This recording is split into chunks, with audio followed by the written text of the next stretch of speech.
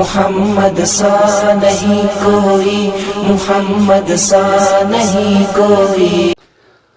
الصلاۃ والسلام علیک یا رسول اللہ صلی اللہ تعالی علیہ وآلہ وسلم۔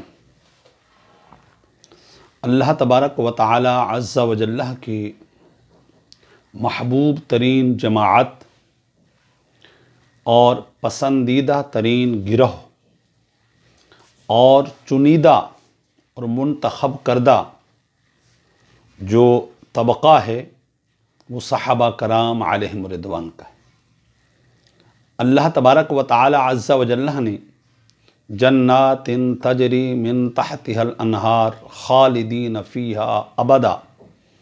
کا تمغہ انہیں عطا فرمایا۔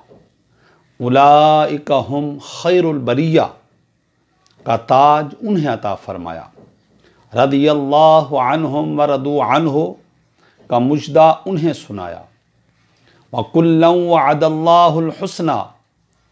کے مرتبے پر انہیں متمکن فرمایا۔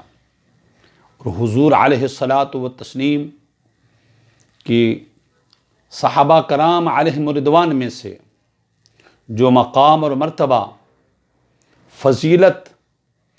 اور منزلت سیدنا ابو بکر صدیق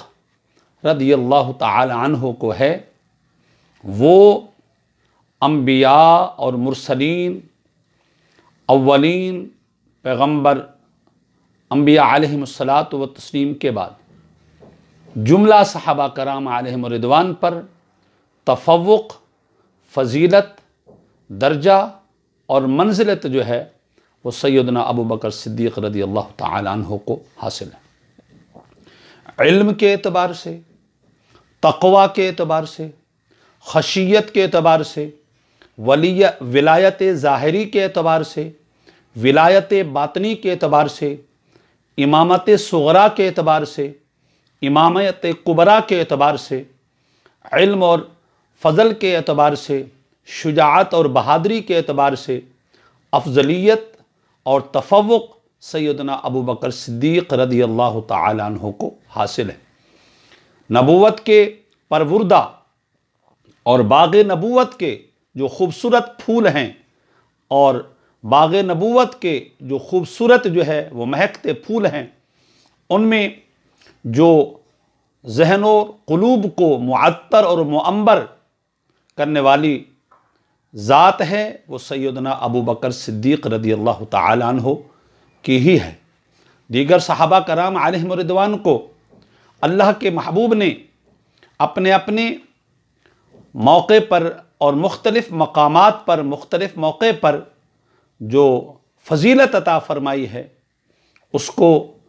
جو ہے جملہ اہل سنت و جماعت ایکسپٹ کرتے ہیں،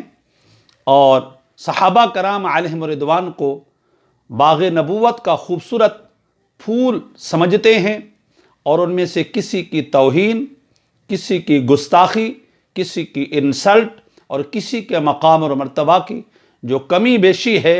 جو کمی ہے، وہ اس کو قرآن و حدیث کے تقاضوں کے منافی سمجھتے ہیں اور نظریہ اور فکر اہل سنت و جماعت کے منافی سمجھتے ہیں۔ اللہ تبارک و تعالی ہم تمام کو جملہ صحابہ کرام علیہم رضوان، بالخصوص افضلیت